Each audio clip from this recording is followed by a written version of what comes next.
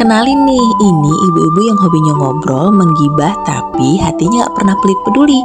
Ada yang ngomongnya pedas, ada yang paling fokus kalau dengerin gosip, dan ada yang jadi topik pembahasan. Mereka boleh saling nyinyir, saling sindir, bahkan saling bandingin hidup. Tapi kalau yang satu jatuh, yang lain langsung pasang badan. Karena di gang ini, gibah itu cuma pembuka obrolan, bukan niat menjatuhkan. Nah, ini Ibu Tino, ibu dari 6 orang anak yang suaminya jauh merantau, bukan di kota sebelah tapi keluar negeri. Demi anak-anak yang ingin tetap makan, Ibu Tino kerja serabutan.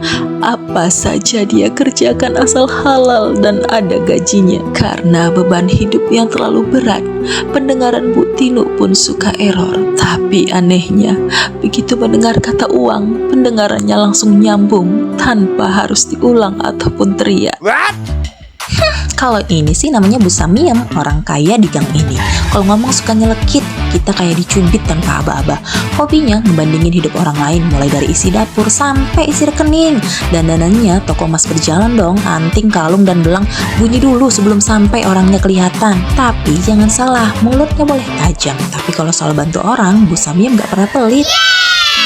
Kalau ini namanya Ibu Mustalifah, orangnya kalem, super kalem, ngomongnya pelan, jalannya pelan, gerakannya juga pelan, kayak hidup di mode slow motion, dandanannya rapi, muslimah banget, adem di hati, bikin orang mikir, wah pasti nih gak suka ribut.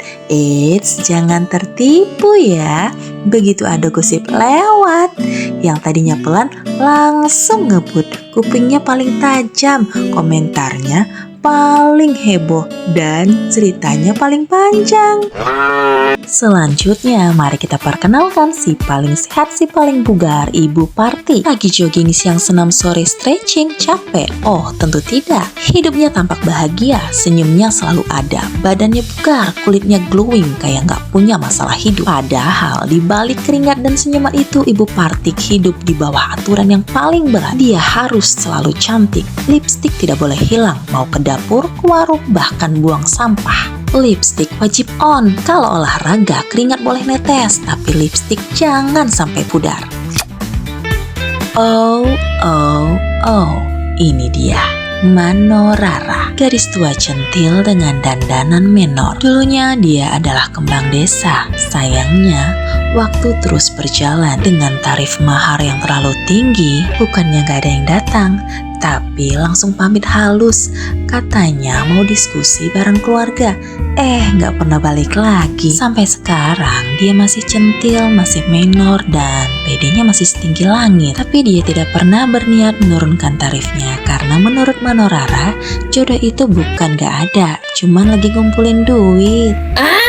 Oke, itulah kami para ibu-ibu bertetangga dengan isi kepala berbeda-beda dan mulut rame semua.